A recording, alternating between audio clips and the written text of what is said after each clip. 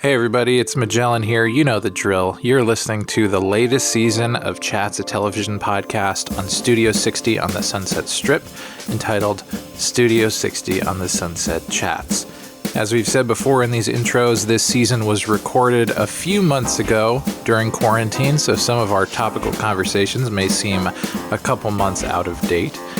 If you like what you hear here and you want to listen to us talk about other shows, you can search our backlog in your podcast app. Just put the name of your show and see if we've done it. And if we haven't done it, send us an email and ask us to do it. We would love to hear from you. So anyway, totally unrelated sentence that I interrupt by saying, live from Studio 60 on the SunsetChatz, it's Wednesday night in quarantine.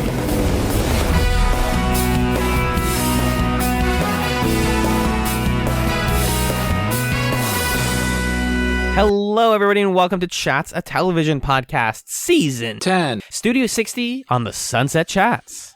My name is Alan, and I'm joined by Magellan, who doesn't have a baby. You don't have a baby? Everyone has babies. What are you doing without a baby? I'm the baby.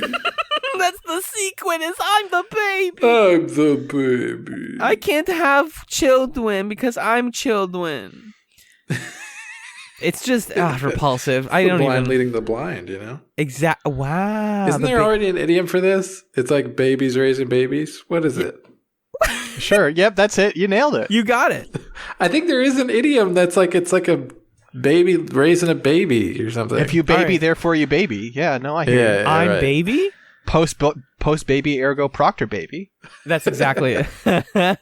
If you can't tell, folks, I'm also joined by the person whose liberal guilt literally will not stop spewing out of her ears. It's six, everyone. You know, it's not just liberal guilt. It's just general guilt. General guilt reporting for duty. Here we go. It's the time for the podcast. All right. I'm here all week. Sometimes I think about there's a webcomic called XKCD, and one of the comics they did that really stuck with me was a pretend like captcha where they're like, okay, so in order to help identify you, we're going to need to answer a question that only you will know the answer to. Where are the bodies hidden? Just testing, just in case you know it. We're here to talk about some truly cursed episodes of television, folks. If you don't already know, Studio 60 on the SunsetChatz is the podcast where the Chatz kids plus the Scanline Media half kid discuss Studio 60 on the Sunset Strip. It's a television show by Aaron Sorkin, and this week we watched episodes 5 and 6 of Studio 60. Episode 5 is called The Long Lead Story, and episode 6 is The Rap Party. The Long Lead Story was written, its teleplay was written by Aaron Sorkin, and its story was written by Dana Calvo. It was directed by David Petrarca, and it originally aired October 16th in 2006. Magellan, what happened in The Long Lead Story? In this episode, while the cast goes through rehearsals with Lauren Graham and Sting, Odell tries to get the story on Matt and Harriet. Meanwhile, Jordan passes on a lucrative but tasteless new reality series. Okay, do we have to talk about this one, or can we skip it? You can technically say that about every episode of the show, but we have to talk about No, because I think many of them are bad in interesting ways, and I think this one is just purely boring. Yeah. It's deeply boring, partly because it's just setting up the next one. Like, the show decides that it wants to have, like, a plot of the week, but then also sometimes it's like, this one's entirely about this very small thing that's going to mostly make sense in the next episode. Mm-hmm. I think so that it sounds like you did not love this episode, Magellan. Is that accurate? I just think that the Matt and Harriet stuff is like disgusting. Here's my thing with Sorkin. I think I have a lot of things with Sorkin. Hell yeah, kill him. Probably set up a bingo board of of things that we say, and one of them is here's my thing with Aaron Sorkin. Yeah, but like he really more so I think than have like focusing on the relationships of characters, he focuses on the like events of relationships that characters have as if those are the relationship, you know? Yeah. And then he just constantly is reminding us about like stuff that has happened with Matt and Harriet. Like the fact that the go into the whatever and getting the boot is like a plot point of this that is found out. It's like, are you going to keep reminding us about this all season? Are you going to keep saying, hey, that thing that I made up, pretty crazy, right? that make 'em up that I did, it was really wacky and good and says a lot about like who these people are. And it's like, no, Aaron, not really.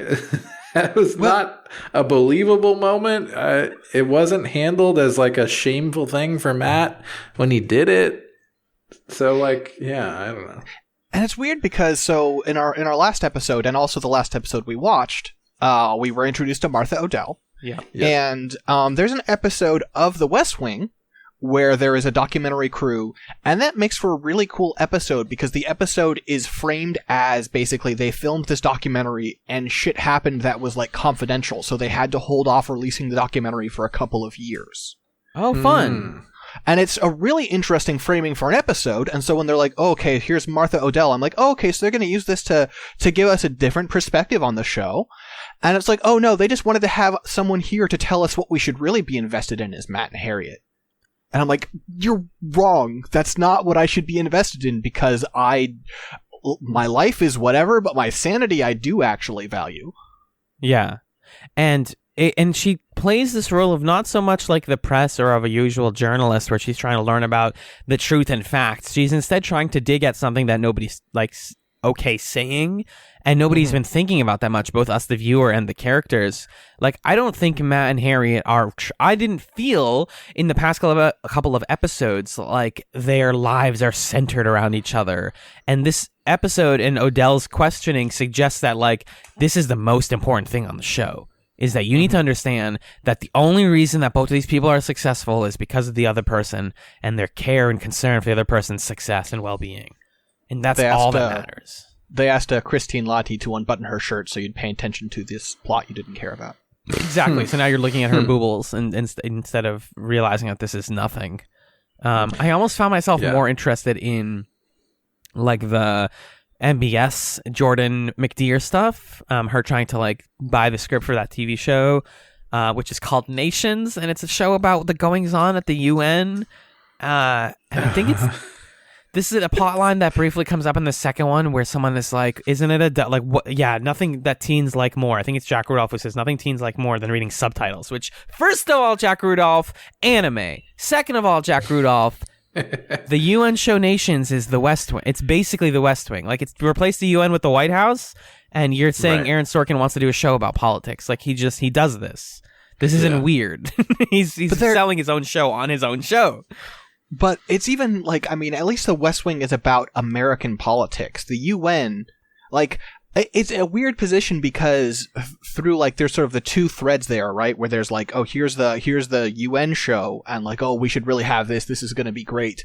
And, no, that sounds like a dumb idea. Yeah. And it seems like, yeah, it would not find an audience. Maybe it would be an interesting, like, art piece. I bet it would be a bad TV show. And then... The other thing is like, oh, but there's also this reality show, and that also sounds like crap, and Jordan's arguments there make sense. So it's like it's split there, where it's like, you're fighting for this show that sounds really dumb, but you're fighting against this show, and your arguments against it make sense, where you're trying to do this whole thing where you're revitalizing the image of the network, and obviously you don't want a show like this on it. Yeah. It just seems like the thing that Aaron Sorkin champions is people trying to seem smart. Oh yeah? Let's talk about the next episode. Well, yeah, when we get to the next episode, that's going to be a big a drum that I'm going to beat the whole time. But yeah, his like this contempt that he has for the trashy reality show, which sounds like a pretty trashy reality show, granted, but also I don't know, like I might watch it. Might tune into that. You're all the way down the Shark Tank hole. There's no more saving you from bad reality. That's true. I'm a bad man. Well, but also, I mean, he's erecting this like it's a complete straw man. Yeah, exactly. Like, I mean, I have seen some bad reality shows, And I would say some of them are mean-spirited, but they're not like the premise isn't necessarily mean-spirited. It's in the direction and the producing where they push people to be mean-spirited. It's like the pitch of the show isn't like, what if we gave two couples knives? Like that's not how this works. Yeah. It's surprising that this show sounds within this like it's going to do well, because I'm like, wow, it immediately would get blowback from people being like, this just sounds mean. Like, also, who would go on? I mean, like, people want to be on TV, go on this but it's show? like, okay, we need 12 couples. One of you will get $1 million. Everyone will have their lives ruined. Sound good? Great. Yeah, he's constructing this thing that it's really easy for Jordan McDear to say no to, and so then when it looks like this huge moral victory for her, and Bradley Whitford's character is like, ooh, Jordan McDear, maybe she's cool, which seems to be by the way, the only thing that he does, that Danny Tripp does anymore, is every episode he has a scene where he's like, wait a minute, Jordan McDear's cool. Hold on. What if it's a cool girl? Yeah. It's like, that's not that cool that she passed on that, because it does sound super trashy. And yeah, I think we've said it, that it's a straw man. And it's not as bold as her passing on, like, you know, a singing, dancing competition show or something, where like that's more of a stance, and I think more provocative. And I don't know. I think it would make Sorkin look like less of a kind of stodgy asshole if Jordan McDear is like, yeah, we don't really want to do shows like that. But then also part of it is that, like, yeah, maybe she's trying to educate the citizenry or whatever by not doing trashy shows. She's also doing it to protect their brand as like a smart network. So there's still a business decision there that also kind of murkies the waters of the pure morality of good TV. And also, I feel like, I mean, as far as it says a lot to me that his idea of like, oh, the smart show is this show about the UN, which to me seems like empty intellectual calories, right? Like, yeah. You're not going to learn anything from that show that's at all relevant to your life. If the pitch of the show was like, we're going to like follow like a small town's like city council and it's a drama show, then it's like, okay, that's interesting because it's a political thing. Presumably it's going to be smart and about, you know, like political maneuvering and stuff, but it's about things that matter to people's lives as opposed to, you know, no, people in New York City don't really need to watch a show about like the various nations of Scandinavia arguing about trade deals. I think this is a commonality between both of these episodes where we're punching down at something that we think is low art, whereas the thing that is high art is simply taking place in a more important or more well-perceived setting, like the UN, or like a guy wearing glasses as opposed to a guy talking about his wives. Yeah, this is Commedia dell'arte again. Exactamundo. Yeah, right. Exactamundo. So she declines the show at first, and then Rudolph yells at her, and he's like, why aren't you being more of a sexy lady? And she's like, I'm a feminist. She doesn't say that, but she ostensibly says that. And he gets mad at her, and eventually she does. They take the show because Danny is like, you should take the show. He also tries to set Matt up with a girlfriend at some point. This doesn't matter at all. There's a Jenny sketch that I was thinking about, but I'm also already forgetting about. Basically, the idea is we talked about like, oh, Lauren Graham guest stars in this episode. And what that means is it's literally a plot about like, if you keep cutting the sketches with the guests in them, then you're going to stop getting guests. And that's just so that Matt Albee can go like, well, the guests would come if the sketches were better. And it's like, I don't think you know why people guest on sketch comedy shows. They're not coming to like do brilliant comedy. It's like a promotion thing, dude. It's also like, it's a thing where, so the sketch that gets cut is about like oh no, like this lady, like all her friends have kids and they're pushing her to have a kid and she doesn't have a kid. Oh no. Yeah. And the whole time I was thinking about, Alan, you're going to get this because you're probably going to remember the source better than I do. but one of our friends, maybe it was you, relayed to me the line, "The womb hungers," and that line is funnier that entire sketch. Yup. This is exactly, that originated, for folks at home, from a conversation I had with a bunch of women at my last job where somebody brought their child over and like suddenly everybody in the room was suddenly really wanted a kid. And I was like, what was going on? And one of our friends who is trans masculine was like, that's what happens when the womb hungers. Like, it sees the baby and it's like, I must insert. And I was like, oh my god. And that's just that concept, that idea that like people see babies and suddenly want babies, creeps me out in a way, like a profound way.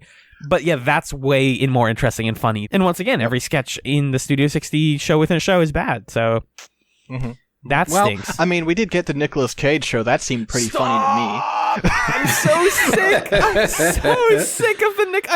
It's been 2 episodes and I already hate it.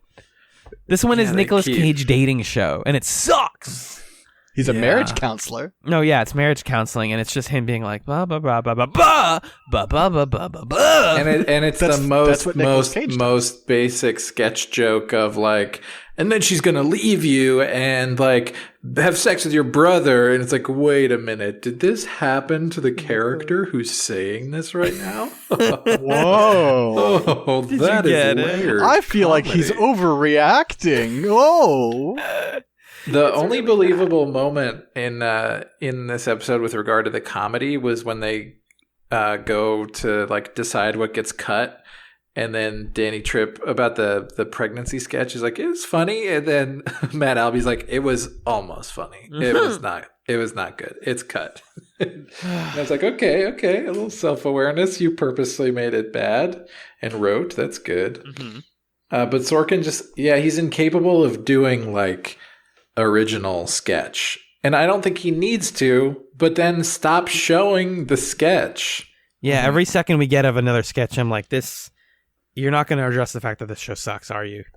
Because you clearly have fondness for the institution of SNL. You just don't know how to make your own version of that. You're not even a good parody. I'm still waiting for, there's a like, I remember so I saw the first episodes of this show because like a lot of Sorkin shows, my sisters watched it. Yeah. And then the later stuff, I would just catch snippets here and there as I was walking through the room when I was younger. And there's one sketch I'm waiting for that I still haven't seen that was, I still think, the least funny writing Aaron Sorkin's ever done. Oh, boy. That's exciting. Yeah.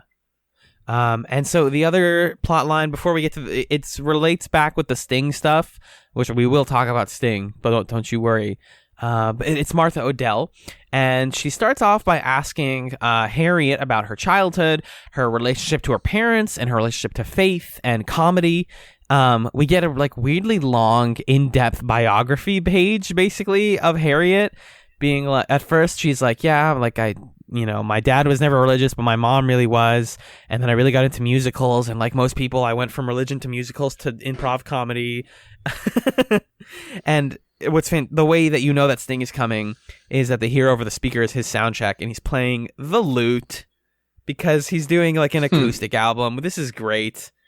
If you're gonna use an actor cameo, don't do it the way you did with Lauren Graham. Do it with Sting, where like they kind of understand that Sting's already like a weird dude by 2006, and having him on to play the lute for his like like instrumental like folk music album is actually for once on point. It's very of its time. That positions me in the time about as well as 3-6 Mafia being in the dressing room. Exactly. And Martha Odell's like weirdly very attracted to Sting, and she's like, hold on, you're interesting, but Sting's on stage. And I'm like, it shows her age, actually. I like that she's like that, but Jordan's like, yeah, it's Sting, whatever. Like, I'm in my 20s, I think. And through this conversation, she starts picking at the idea that maybe Matt's career took off when Harriet was on the show, and maybe it's because he cared about her and wanted to write the best sketches just for her. And maybe she only got into comedy really good because she liked him too. Is that it? Did you get it, you guys? That's the whole plot line. You did it. Wow. And it's Harriet being like, no, it's not. No, come on. No, it's just coincidence. Like, love is fake. Like, whatever. We're not. Unless.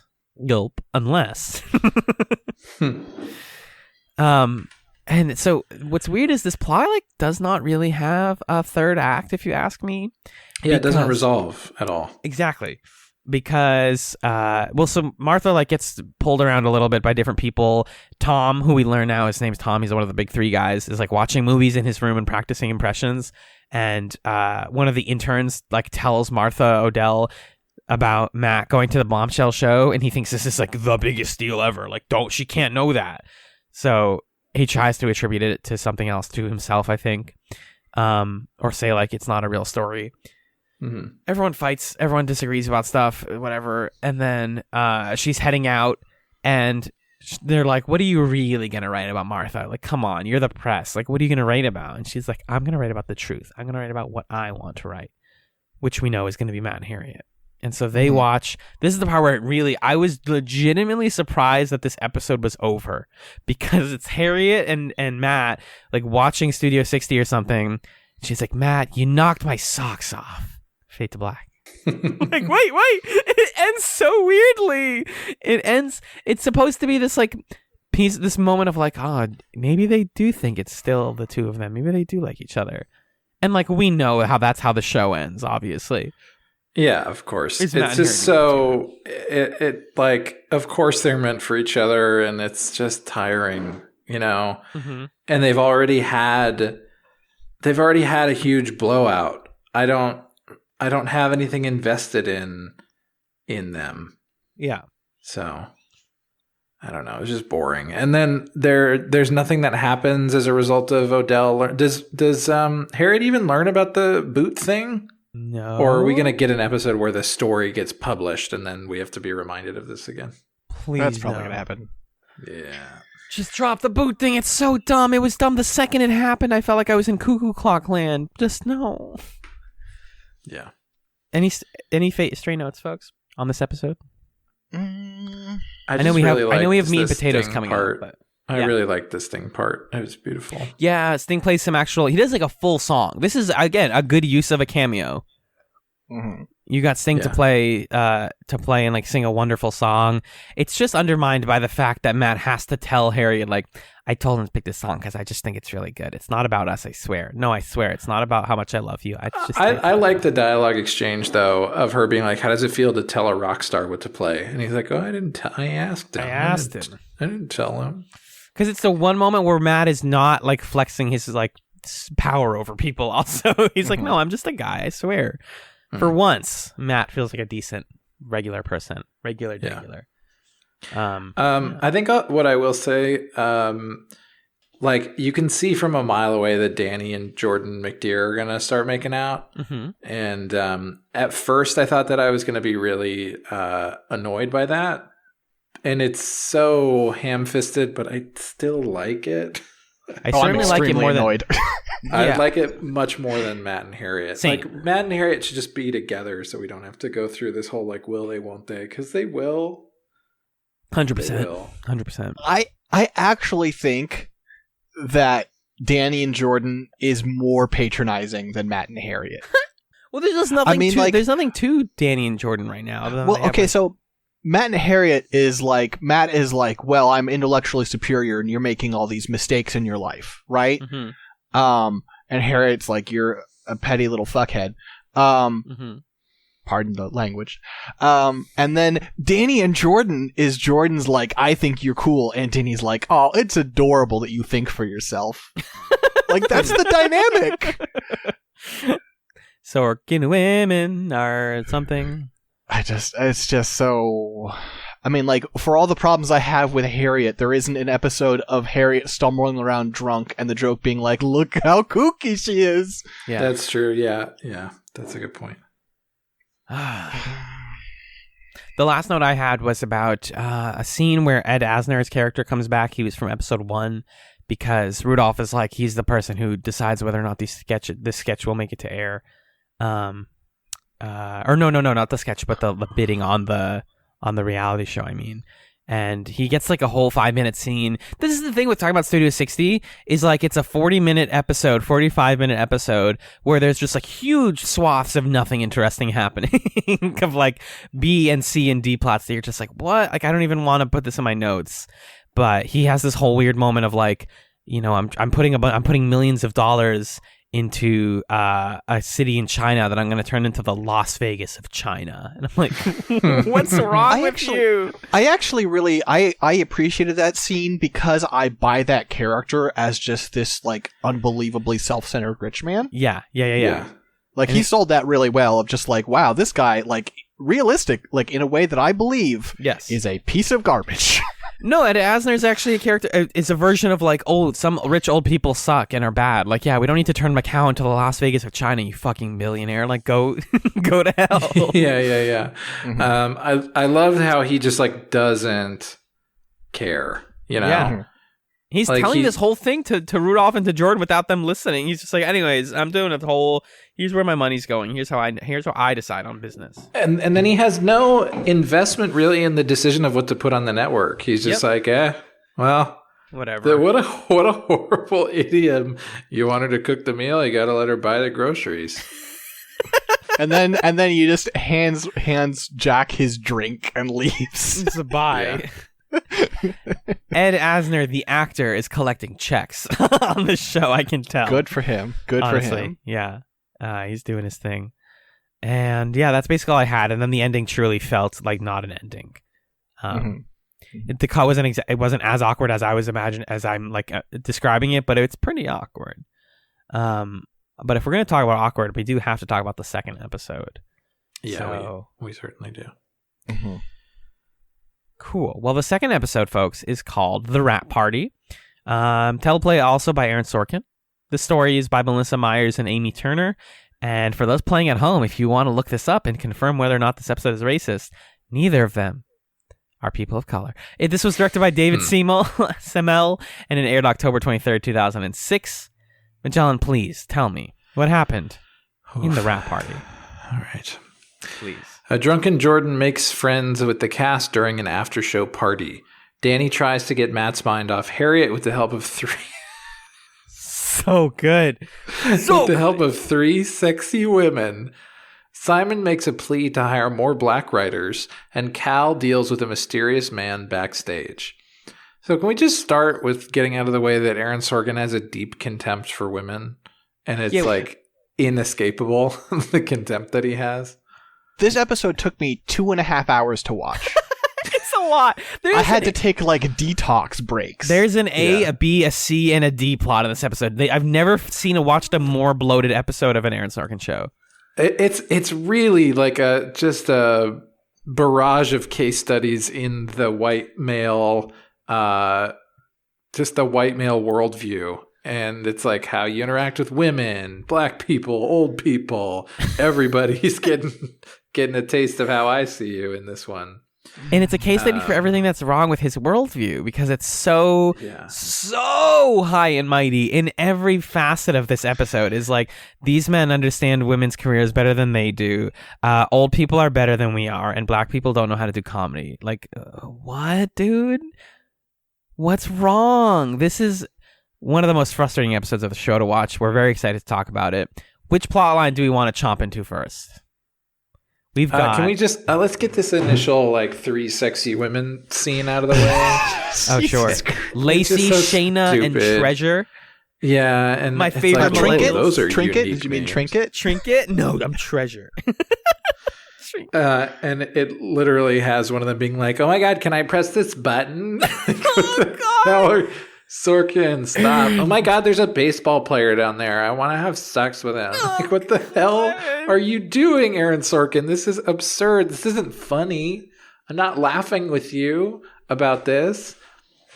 I watched this episode at my desk at work, and I was standing up, and there were multiple moments, I'll call them out, where I like reeled and like my feet gave out and I had to sit down for a bit. It's just unbelievably shit. But yeah, so those girls are following around, I guess Danny and Matt.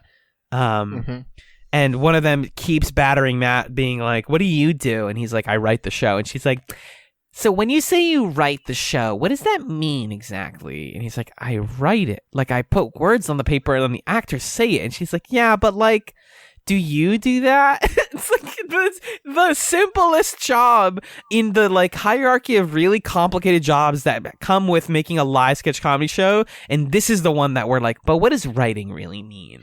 Well, it's not. That's exactly the point, Alan. That's just how stupid women are. Yeah, they don't even understand what writing is. Yes. Oh my God. What? What are you saying?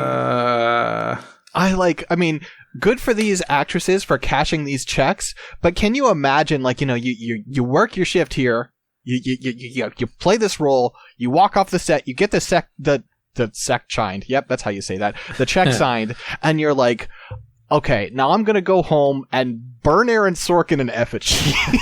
Can you imagine? On earth? Can you fucking imagine, like, going to Tisch and reading Stanislavski and starring as Lady Macbeth, and then the big role you get is Treasure, and you're like, I went to fucking Juilliard or whatever. Yeah. You know, like, these women are probably really, really good actors. And the script is like, oh my God, what is that? I'm just so curious. Can I press the button? Darren Wells! Oh my God. Yeah, their plotline doesn't even go anywhere. They go to Darren Wells and then they're like flirting with him and the other like baseball boys. And it just. And then they're gone, right? They're gone. That's the last note I have about them.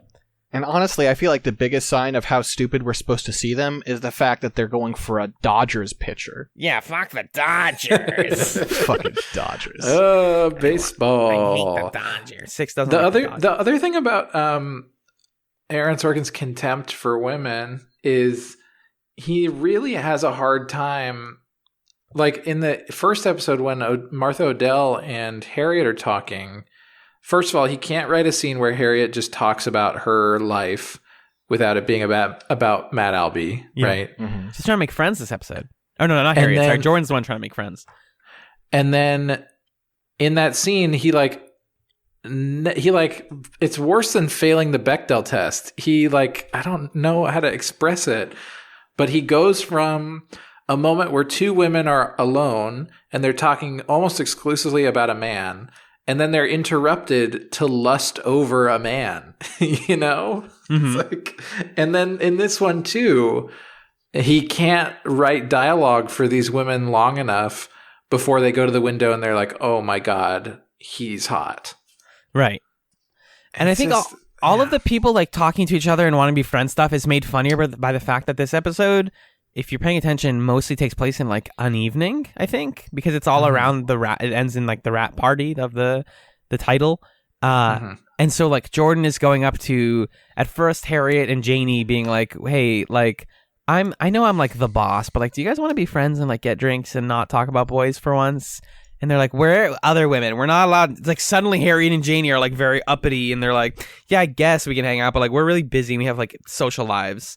And then she goes up to the two other main actor guys, who we learn are named Alex and Dylan, which I've already forgotten as I just said them. And she's like, do you guys want to be friends with me? And they're like, oh, you're the boss. Whoa. Jordan McTeer wants to be friends with us, dude. It's so useless.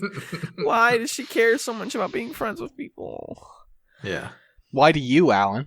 Because I don't know. That's why I care so much about Friends, because of the clap.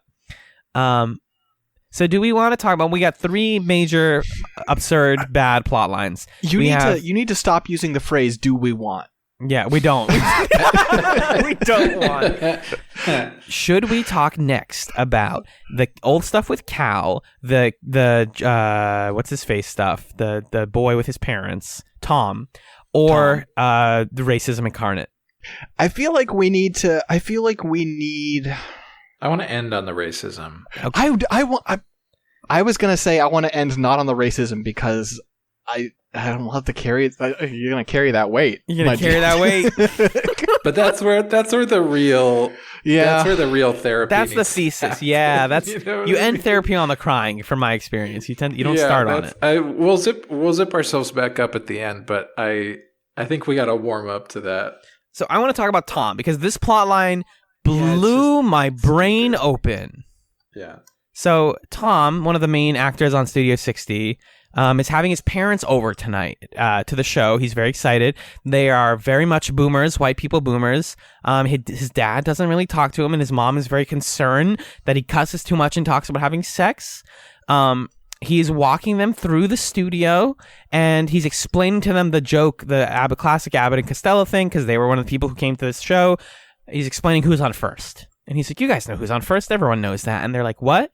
And he's not having the real moment, which he should be having, which is young people, more like who's on first isn't, it's important to comedy, but not everyone knows about it. People who care about comedy know about it because that's like one of the first things you learn about, but it's not ubiquitous I mean, you know, it was taught in high school for me. It was showed it. I definitely like watched it in high school, but I like this moment where the parents are like, no, it's not ubiquitous. Like we don't know it. It would be fine if it weren't for like overall like the nonstop cluelessness of the portrayal of these characters. Of the parents, yeah. Yeah, where like they don't know the name of their son. It's embarrassing. I had a theory there that I posited, which is that maybe the dad is like his stepdad, and you were like, no, they're just getting the kids mixed up because it sucks, and because Sorkin needs us to know that he has another brother. He has a brother named Mark. Yeah. So, all right, he shows them who's on first, and they're like, we don't know what the hell that is, and he's like, wait, why do these boomers not know about the best, most perfect comedy thing of all time? And that's fine. And then he continues to walk them down, and it's this very like. Do you think that Aaron Sorkin has a genuine fondness for who's on first? Do you think that he's putting that on the turntable and just like having a ball? This episode has two examples of him being like, listen, I've got comedy chops, I'm cool. Between this and him being like, nobody's funnier than the Marx Brothers. I don't think he knows that those are funny at all. He just knows he's supposed to think they are. He's supposed to think they are. Yes, that's how I read it. Same. Like he's portraying Tom as somebody who thinks that who's on first is essential comedy, but like, it's fine. Right. Like here's what a real comedy aficionado would like. Who's on first. It's like when I was writing a fanfic and I was like, oh, I have to write someone who has a lot of opinions about whiskey. I don't know what the fuck I'm doing. Yeah, I'll just BS something. I love bourbon, so there we go. The thing that I'm sort of able to express right now that Aaron Sorkin does not understand about comedy people. Like I did comedy stuff in college, and I'm not going to pretend like I'm an expert, but at least the like people who enjoyed comedy who I would hang out with in college, I don't remember ever talking to them about who's on first. Yeah. I'm sure if we ever did, we talked about it in like a making fun of who's on first sort of way. Right. Like comedy people are not reverent. That's the entire thing. They are irreverent. They don't sort of hold up like, oh, this is the greatest thing of all time. Like they'll find old stuff that they think is funny, but none of them are like, man, Bob Hope is still real funny, you guys. I love that guy. When he comes out with the golf club and he talks about his wife or whatever, like, no, some of that old stuff is just kind of boring. It doesn't hold up. It's bad. Yeah. It also gets back to something we've said before, which is how this show doesn't understand that comedians are like inherently people pleasers, right? Like, no one's going to get self-righteous about comedy. They want you to laugh. Yeah. Yeah. The one moment of self-awareness here is when they're like, he talks about who's on first again, and they're like, wait, what's the joke? And he's like, all right, well, one of them is actually, if I explain this joke to you, it'll be weirder and less explainable than like just listening to the sketch. Yeah. And so everything starts to build. Which is also not a comedy thing, because comedy people love to describe sketches. To do the whole sketch, yeah. He would never be like, I can't do it, you should listen to it. Like, no. He would play both parts, and he'd be like, no, you do this part. So the frustration and the awkwardness between his parents and him is growing. And eventually what happens is he's raising his voice because they don't understand the difference between skits and sketches. This is like a semantics thing, because technically, sketches are like written and skits are improvised. Usually, is how those are defined. So I've taken the stand with people in my life of like, okay, there is a difference between skits and sketches, but the way that Tom does it in this scene, makes me want to call every sketch a skit for the rest of my life. Right? Yeah. Flips me around. It makes me someone who has been pedantic about it in my life. Like, I've done the thing that he's doing, but he does it with such contempt for his parents and with such reverence for like the genius of sketch writing that it's like, buddy, no, that's not, I'm sorry. Like, some people are really, here's the thing about comedy. Some people are really funny, but like, it's not genius to be like, let's put John Belushi in his samurai outfit and he crashes through the ceiling. Like, that's literally SNL. That's like, come on. It's just goofy. It's just like people come up with goofy stuff. Because it's funny, like the what's it called? Like in last episode when Harriet is like, yeah, and then the bear goes rawr. Like, I think that's kind of funny. It's not that clever. It's just kind of funny to hear. Yeah, so much of it is just like, I think people who are really good at comedy, the thing about it is like, as they get better, they don't get more brainy about it. I think they get less brainy about it. Like, in my experience of having done improv, when I was first learning how to do improv, everything was very mental, right? Mm-hmm. And very like, okay, this scene and this is this kind of thing, and like this is game, or like that's how this works. But the more you do it, the more you're like, yeah, this will probably be funny. Because like a similar thing was funny before.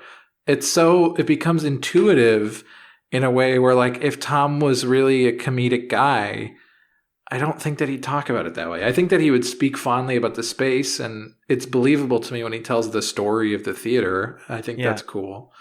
Well, and also there's this sketch thing is like, chill out, dude.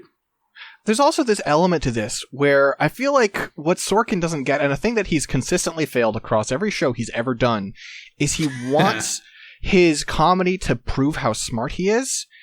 And comedy is very often about intentionally dumbing things down, right? I don't want to use the phrase like lowest common denominator because I don't think that's true, but it evokes the right idea where you're not trying to raise the bar, you're trying to lower it to a level where comedy can communicate things that other things can't, because you're not trying to make it too sophisticated, you're just trying to make it funny, which everybody can get. Right, comedy doesn't have to be a high art. It's not like... And a huge part of comedy is like making yourself the fool. Yeah. Right? Yeah. I'm Bobo and the he Fool. doesn't really have a willingness to do that. No. It's this show is very sanctimonious about comedy. In both these, in this and the next plot we're going to be talking about is like, comedy is a sacred, like, long-running industry that we need to contribute to and then get out of because it's beautiful and we can't corrupt it, whatever, blah, blah, blah. Mm-hmm. And so Tom is getting mad at his parents, and his dad drops the best line of the episode, which I'm going to be playing a clip of here. But he says, "That's swell, Tom, but your little brother is standing in the middle of Afghanistan." What are you saying? Why? Yeah. The way the dramatic, like the high drama melodrama of this it's so much. That's swell, Tom, but your little brother is standing in the middle of Afghanistan. Doing what? Yeah. I was texting this to our group chat a little bit earlier, but something I think we've mentioned in a previous episode is how baffling it is that when you watch a Sorkin show, it's like, this is kind of goofy and bad. Mm-hmm. But then actors, when they talk about performing Sorkin's writing, it's like, oh my God, the man's a genius. Yeah. And I really think part of the reason for that is because Sorkin writes really melodramatic, hard on your sleeve kind of stuff. And sometimes it's fun. Like, I'll be honest with you, I enjoyed watching this episode. Yeah. Straight up, I enjoyed watching it. There's a lot of problematic stuff that made me cringe and twist my whole body like 360 degrees and then unravel like a sort of cartoon cat in heat. Nice. So, there's definitely bad here, but like I enjoy watching it because you're seeing characters behave and talk the way that maybe you feel, but you've never seen anybody do that. But what it ends up reading as is like all of these actors are doing their sort of drama class scene studies that they've been practicing in their garage with their partner. and now they're doing them in front of their class, and everybody's like, wow. When you did the scene with Tom saying that his brother was in Afghanistan, that was so powerful. And it just feels so like abstracted and devoid of existing within this world, because it's just like I feel like I'm looking at actors doing the like trouble with your dad scene. Yeah. Well, and I wonder if it works better when you are an actor in it, because like it's not like these are shot like scene by scene, right? It's not like they show up for a day of work and they scene by scene record the entire episode. Mm-hmm. Yeah. That's not how filming works. And so for them, all of this stuff is happening a little bit out of context. Like, every scene feels like you're doing the climax of something, and I can imagine as you're doing it, you're like, wow, this is some really amazing payoff to a different scene. And it's like, no, there was no scene building this up. It just happened. Right. That's a good point. Yeah, how do you tune into that moment of like, all right, so now I've been walking around with the son for a while and I got his name mixed up, but I need to blow up in his face because he's yelling at me about skits and sketches and his brother is in Afghanistan. Okay, hey, like all of this setup, and just how do you like turn your brain on to that? It must be really difficult, but yeah, it's a bad line. It's not dwelled on. I think it's intentionally not dwelled on. The whole point is like, this family understands Tom's relationship to his brother already, and he feels like he's living in his brother's shadow because they think of comedy as like a fake art and like not a real job, and you know, the classic stuff. Even though he is on, like, if we're to do the real world equivalent again, like he's one of the leads on SNL. Like, what are you talking about? Your son is unsuccessful. Right. But also we do get as he's taking them out to the car, we do get the moment of mom being like, thank you for using your money from your jokes to buy body armor for soldiers in Afghanistan? Completely not. I thought I dreamt that line. Thank you for confirming that line's real. It does make you feel crazy to hear that. She's like, thank you for Mark's unit received the body armor that you purchased for them. I'm like, what the fuck? That's so twisted. This comedian's buying military equipment for the kid. Yeah. How is that it feels legal? like this feels like another plot line that's born out of it seems like a mission of Aaron Sorkin's with Studio 60 to try to like bridge the growing partisan divides in the United States. And it really makes me think about like, if I was the age I am now in 2006 and I was watching this show, would it feel smarter and feel better then in that time to be like, oh yeah, there's a woman who's like a devout Christian fundamentalist but also a comedian. Oh, this guy who's like a classic Hollywood liberal has a brother who's in Afghanistan fighting, defending our country. Thank you for your service. And I think we've talked about this before, but like I was definitely a lot more wrapped up in those partisan divides and like trying to think about ways to reconcile them like a decade ago than I am now, because I think now at this point it's like that battle's lost. Like we can't. I don't think that it's productive to try to do that. And we also know that conflict was not the way that the media was portraying it. It wasn't just like the troops saving us from the bad guys in any way, shape, or form.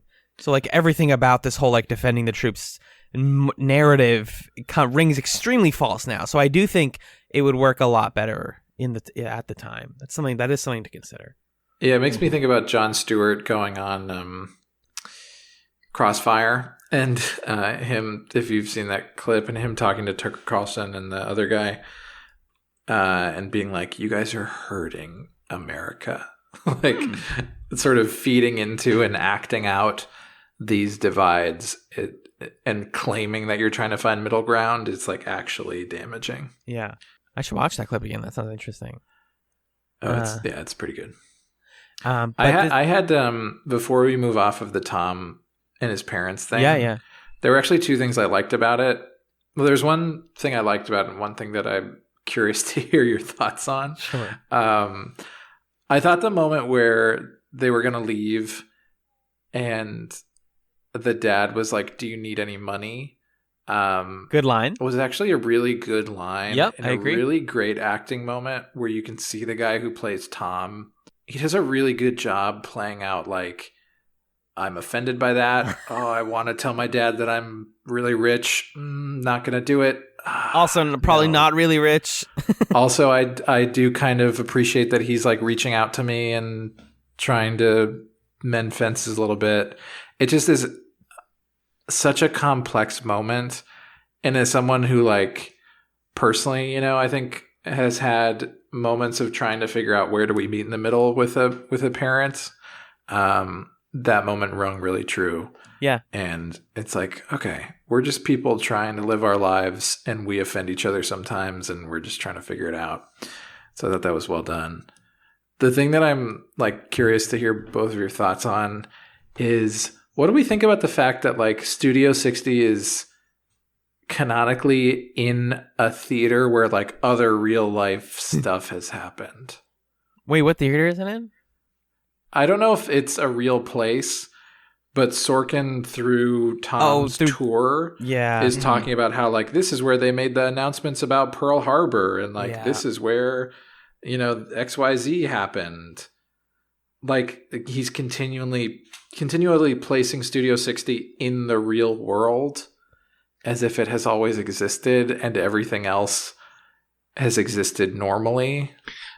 I mean, I feel like that's the only way you can do this. It is kind of weird, but it can't, you know, like this can't end. Like the show can't end with someone like realizing that like Danny Tripp is like psychically projecting the studio onto the normal world, and if they kill him, everything goes back to normal. Unless they have to pretend that this was always the case, or it's bizarre.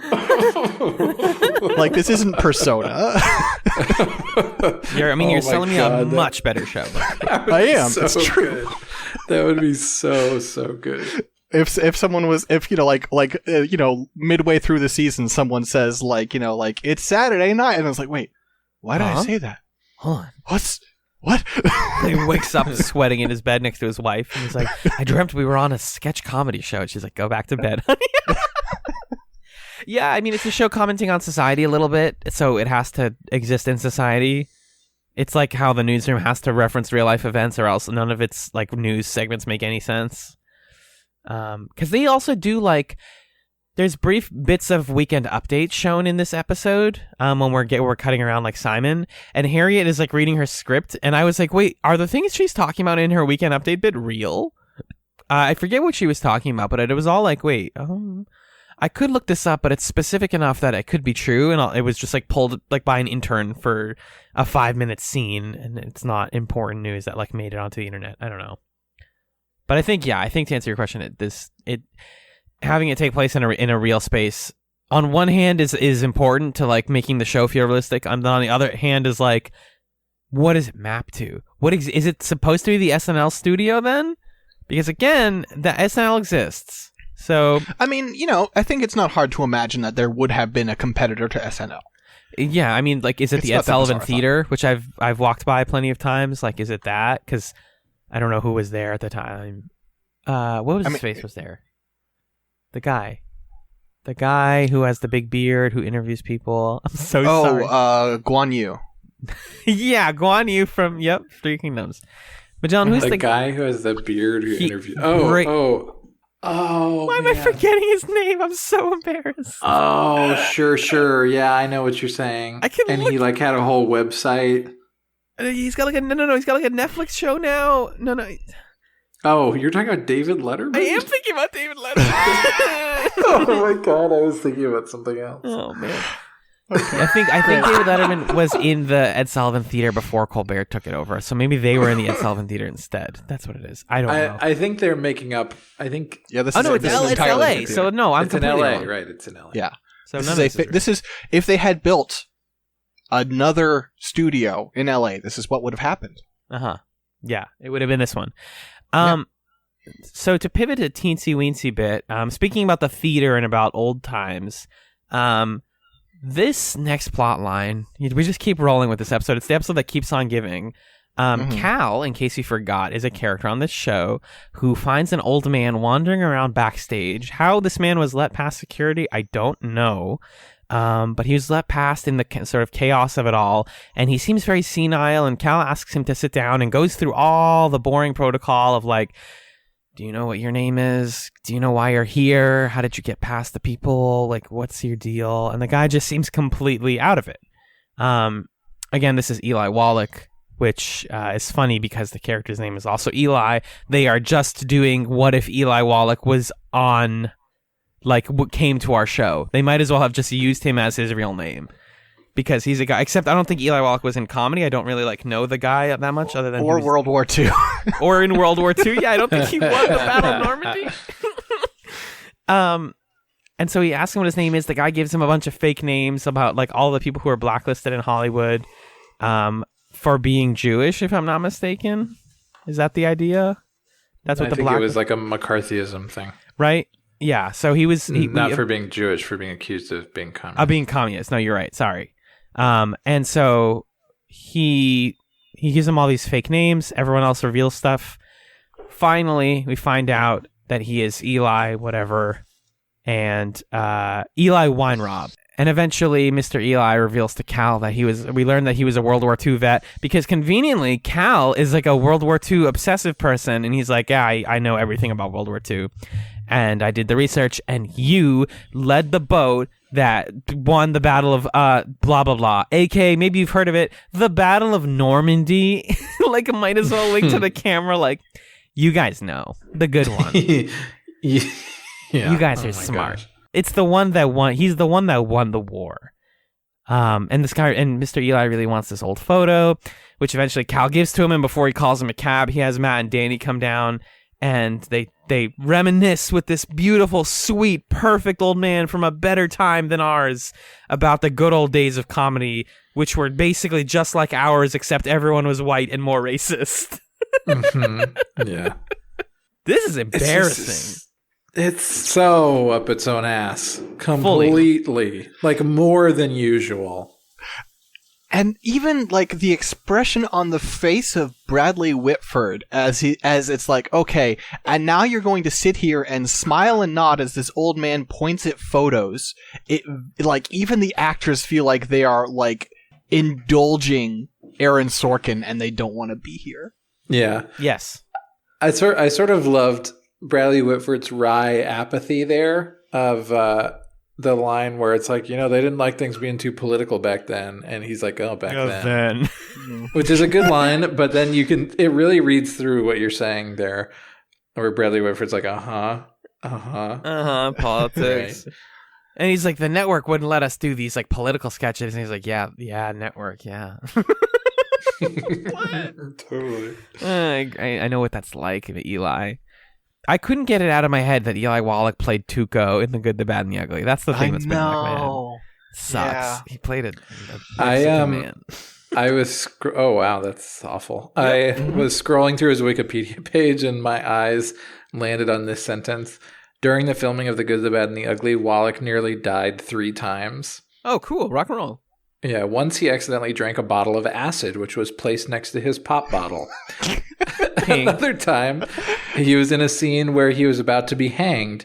Someone fired a pistol, which caused the horse underneath him to bolt and run a mile while Wallach's hands were still tied behind his back. In a different scene with him lying on a railroad track, he was close to being decapitated by steps jutting out from the train. Yeah, the good old days of cinema. The good, the bad, and the ugly days of cinema. When people could die at any moment because we put a bottle of acid next to their soda. Sounds like a cartoon. Classic prank, to be honest. Classic. That's the new Punk'd looks wild. Did you hear they're doing a new Punk'd with Chance the Rapper? Yes. Ugh. Oh no. No is correct. Do we have anything else to say about this dumb plot? They eventually they just reminisce with him, and that's actually how the episode ends.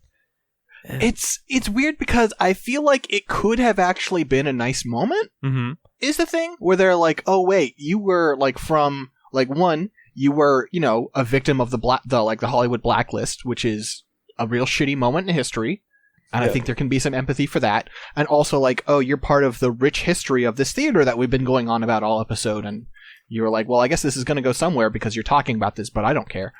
But the payoff is just an old man pointing at a photo. Wow, the good old days. Yeah, they're like, listen, we're going to need 4 or 5 hours for you to explain everything. And he just sits there and goes, well, this is Dave. He was good at jokes. This is Johnny. He was okay at jokes. It's just like, why? It also totally,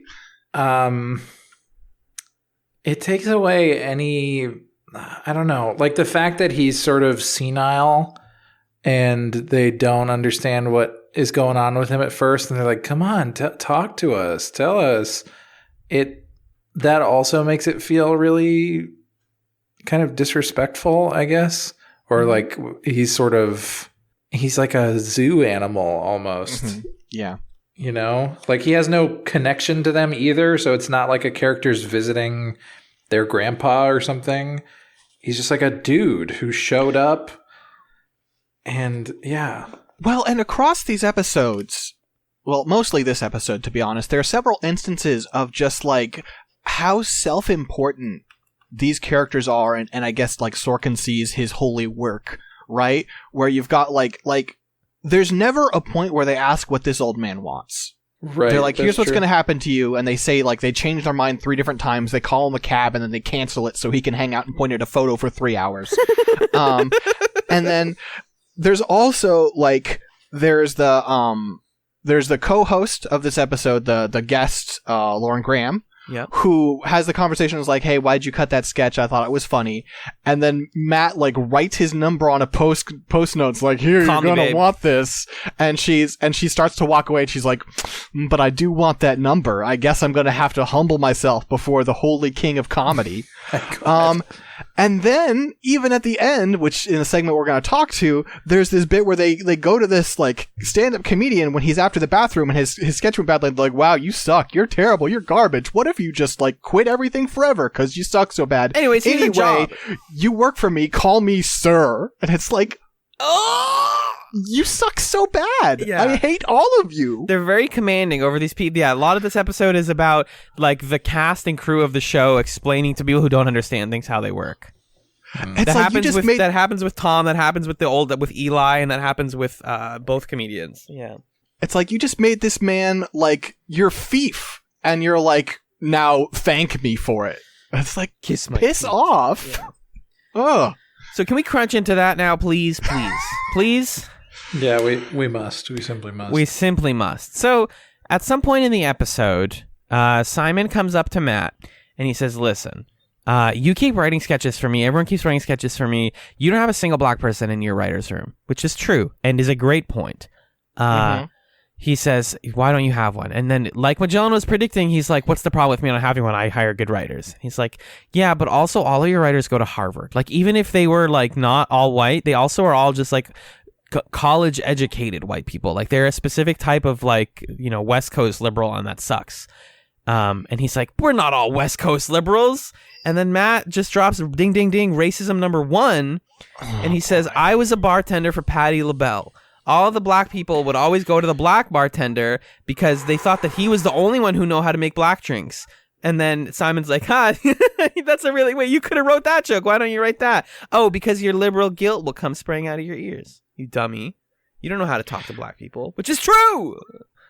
There are so many, like, there's a lot to unpack this little conversation is so intensely unlikable in so many ways, where you have Danny being like, what's wrong? Don't I do a good enough job for you? And it's like, my dude, it is an entire show, and you have a staff of writers that you have already been established in the show to be actively neglecting and abusing. Yes. You don't get to be self-righteous here. Just humble yourself for like 5 minutes. Also, he's like, what, is this a diversity problem? Yes, it is. Yes, it literally is. Yes, there's a reason for that. Yes. It's okay to listen to other people, Matt Albee. You don't have to be a dick about this. Yeah, and come it on, doesn't make Sorkin. him Albee. Because it's not just like Matt Albee sucks. It's not just that Matt Albee is. It's in the blood of the show that the idea is that Matt is coming to understand that the way that you give voices to people of color is by hiring them, and just by giving the right one the job. Mm-hmm. You know, it's a meritocracy over an actual like push for diversity, which is the frustrating conclusion of this plot line. Because he's yelling at Simon about like, I know how black people work. I just don't hire them because I don't know, they're not coming in. I'm not finding good ones, etc. Fine, I'll go with you. And they go to a comedy club. Yeah, what's up, Magellan? Well, it's like the Matt Albee is not painted as enough of a bigot. Right. Yeah. And there's so many little, like, every little detail about this is so crummy. Like, even the part where he's like, fine, you've emotionally blackmailed me into coming to this thing with you. But I've still got to have power here. We're taking my car. Because I have to be. Go away. He can't. The episode never reckons with like, there are a lot of different ways that this plot is racist, and it never really reckons with that racism that Matt expresses in that first scene where he says, well, why do you want a black writer? I could write as good for black people as any black writer. So and it's like, that's not exactly what it's about, Matt. Like it is about that, but it's also just like, you don't hire black writers to write the sketches for the black actors.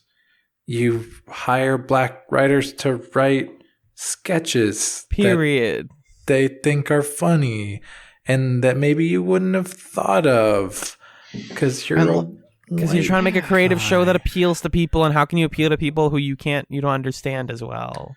And Simon's like, well, why? I mean, can it be valuable to have other perspectives for comedy? And Matt's like, I have every perspective. And it's like, I've lived a long life. I'm 38 or whatever. Like, shut up. I hate you. So this is the most like I fell out of my. This is the next one is the true falling out of my standing desk scene. He goes to this comedy club, and he sees a guy. What's the comedian's name? It's like Willie Wills. Willie Wills. And here's the frustrating thing is I've seen this perspective in comedy before. This is a real and like accurate portrayal of like how white men think of comedy, which is that it has to be smart and it has to portray the people in it positively. And it has to be sort of like intellectual, which is a lot of what they complain, like the Studio 60 sketches need to be more intellectual and like thinky. Willie Wills' comedy it's obviously it's supposed to appeal. It's lowest common denominator. It's easy comedy because he's at a comedy club for just doing jokes for money. Like he's not doing like theater here. He's talking about like I have all these girlfriends and I like girls with big butts and all this stuff. And you watch Simon, not only Matt but also Simon, be like, ugh. Oh, I'm so sorry. Oh, this disgusting garbage comedy. Oh, I can't believe he talks about sex and black people hate white people. Oh, this is so bad. This is trash comedy. I ruined your night by doing this to you, Matt Albee. This like boiled. My piss is boiled once again. Weekly, I'm getting a regular piss boiling from this show because this comedy's fine. It's a little simple, but people like it. It's like you write comedy. People laugh I think it's bad. Like I do agree with the critique that it's sexist and it's rote and it's bad. But the problem is this is from this show, which doesn't have any better jokes. That too.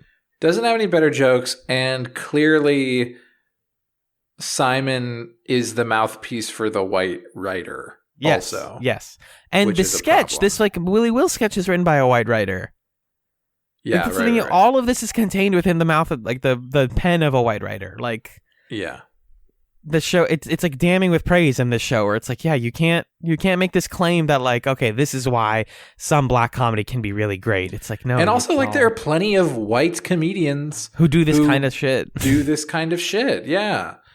Who do like racist jokes and do sexist jokes, and it's not like a black stand-up thing. Yeah. It's like a bad stand-up thing. And black stand-up has this particular reputation for being like this, of being like loud and obnoxious and sexist. And like every time I used to watch a lot of Comedy Central Presents, I got a lot of like my early stand-up favorites from watching that stuff. And yeah, it's a lot of like old white guys doing like, I hate my wife and I love drinking and stuff like that. And there was a decent amount of like black comics on there doing this kind of thing, but some of it's clever. Like this is not the norm, I think. And they really hate it and they really complain about it and they're like, this is so bad. And they kind of have a Back to the Future moment where he's like, man, I'm really sorry. Like, well, I'm such a failure. We're sitting at the bar. We're making fun of that guy.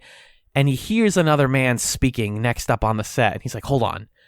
Simon, shut up for a sec. And Simon's going, blah, blah, blah, black people in butts. And he's like, Simon, shut the fuck up. And he just keeps going. And he turns around and it's like a voice from the heavens. And it's this new comedian who's doing good comedy. And his comedy is like, it's good. It's better. He's talking about like the cultural diaspora and like feeling different from his peers. And like, I don't know how to do comedy that other people do. And he's bombing. He's just bombing because he's not appealing to his audience. His delivery is bad, specifically. Exactly. He's like he's not delivering well. And you can tell he's like a little shaky and his confidence is rough. And Matt says like, with a little bit of discipline, I hate the line of a white man telling a black man with a little bit of discipline, you'd be really good. I hate that. I hate that. I don't like anything about that. And they go up to him backstage. And again, let's ding, ding, ding, fall out of the chair one more time. They're like, hey, where are you from? Simon's like, yeah, I know what area of the city you're from because I know the city really well. I know what street you lived on or what, like, I know the neighborhood you're from. And talks about like, where are you going to go after this? And he's like, I'm going to go out with my friends because I'm bad at comedy. And they're like, yeah, you were bad, dude. Like, you were bad. No, like, you were the worst. And he's like, thanks. I'm going to go cry now and get drunk. And they're like, no, you're bad and you deserve a job. Huh? You deserve a job writing for Studio 60. You start tomorrow. Really? Yes. And not only that, but like, come in. This is like the thing that comedians of color have to deal with every fucking day for their lives. Come in early, stay late, don't talk back to people. That guy is your boss. Do everything he says and lick his fucking boots. Yeah. That's Matt Albee. That's your job. Take it. And then Simon takes him aside and is like, don't fuck this up for me. I'm giving this to you. You need to know that this is a gift that you did not earn. You just everything. Where do you start with this scene, folks? Where do you start? I would prefer not to, if you're giving me the choice. I do think that there are aspects of Simon's arc in this episode that I think if they had been written by someone for whom that was like actually their experience, they would ring true and happen in a way that felt better. The swimming pool stuff in particular. What'd you say? The swimming pool stuff and the idea of like, I can see my... Yeah, you can see the prison from my rich guy swimming pool. Yes. Yeah, that stuff's good. It's like pretty powerful. But even this scene too, well, and what he says in that other scene of like, I want to be able to save like as many people as I can. Yeah. The whole exchange is really good.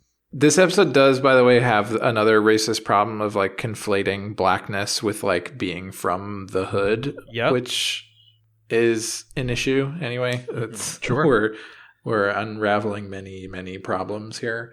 But in this scene, even like the idea of Simon pulling aside the new guy and there being a kind of camaraderie and like we're watching each other's backs and listen, you kind of have to kiss up to this white guy because he's like really full of himself.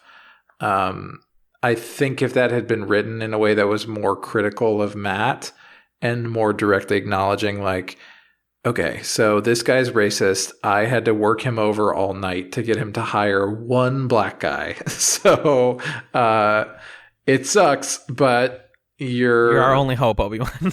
Yeah, like your position is on thin ice just because like that's how he operates.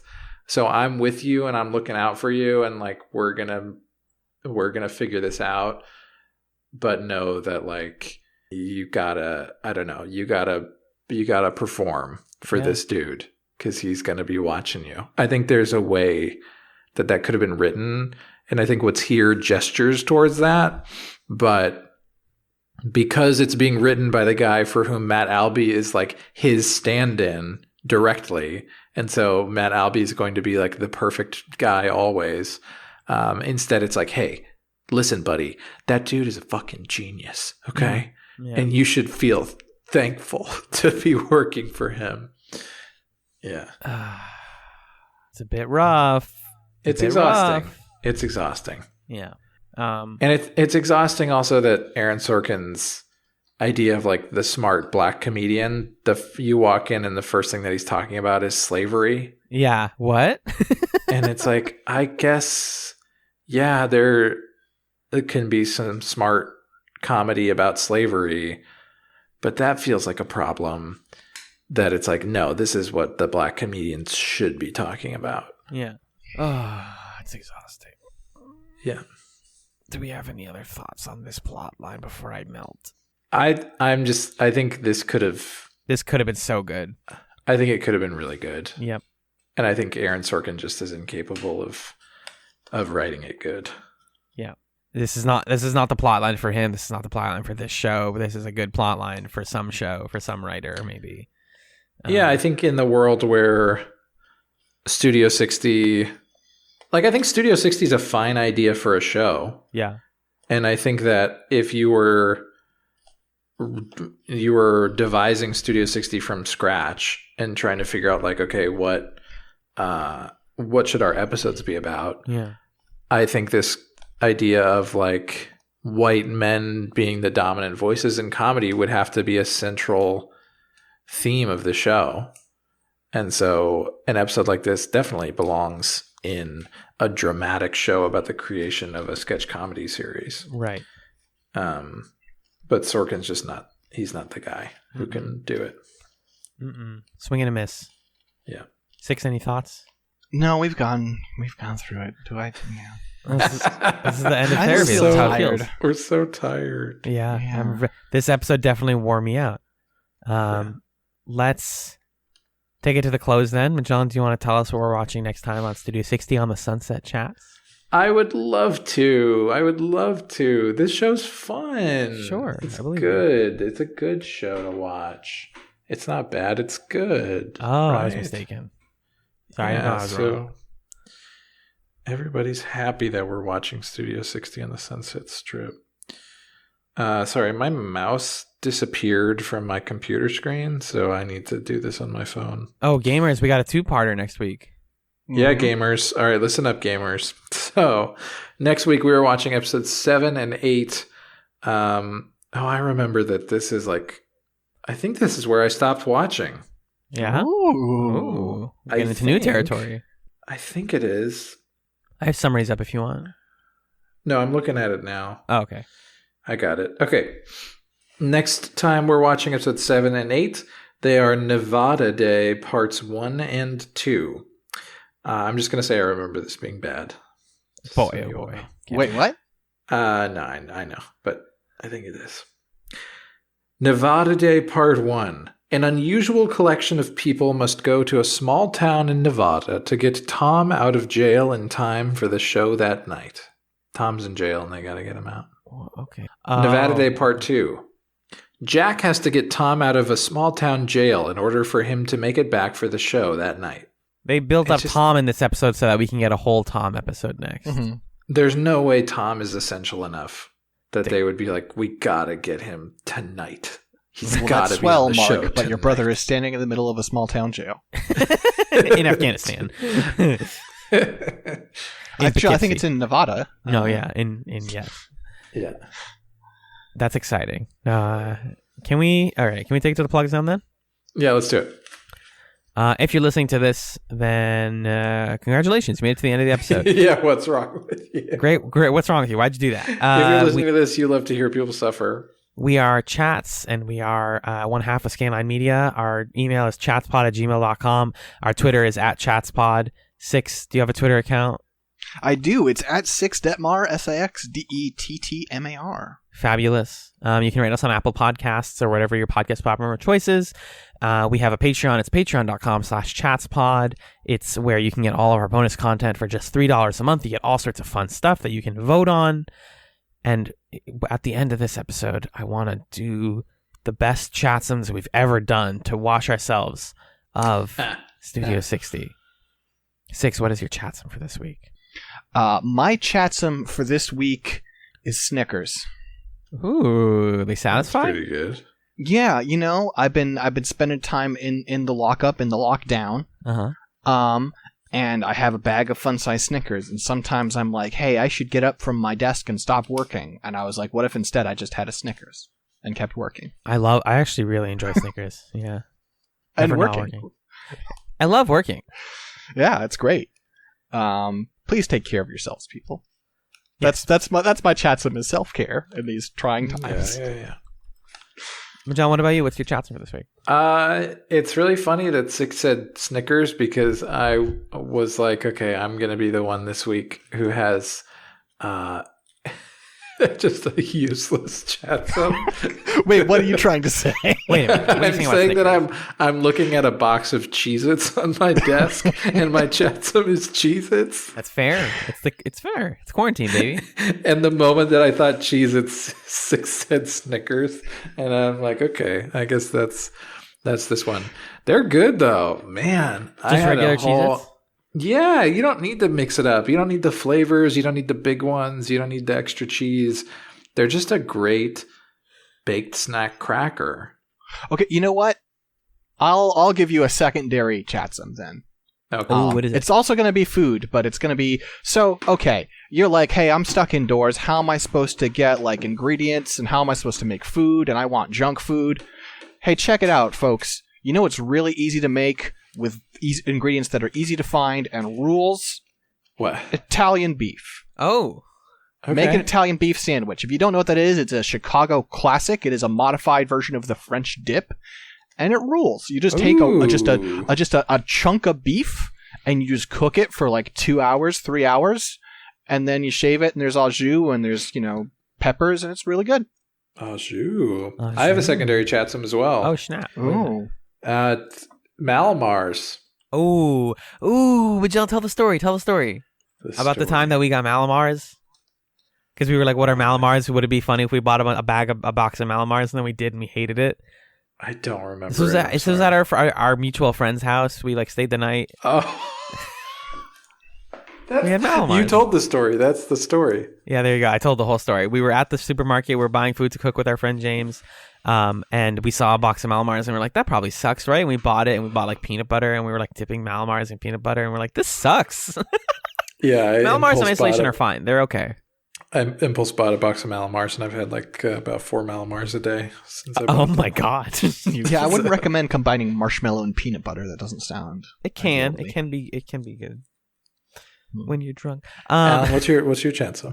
So this second episode made me really frustrated about the way that we're talking about Black comics, and my favorite Black comic is Nicole Byer.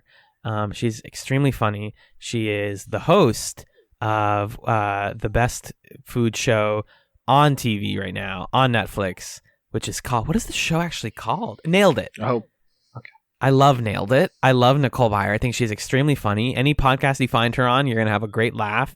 She's very talented and funny and charming, and you should just, her entire body of work right now is excellent. She's got a funny voice. She's got good bits. She's done a little bit of stand-up. She's a good reality show host. Go support Black comics, please. Please. Do me this favor. Thank you. Please. Thank you. okay. And You talked me into it. Six, I've talked to you about the one bit of hers that I really, really love, where it's Kathy having sex. Yes. Yeah. That's from her. Yeah. So everyone, thank you so much for listening to this episode of Studio 60 on the SunsetChatz. We're starting the clock. What? Let's restart the clock. Let's restart the clock. Right? I never know how to word it though, but It's me, the clock. tag Clock yourself. it up. Clock them down. Clock it. Clocking out. Clock tower.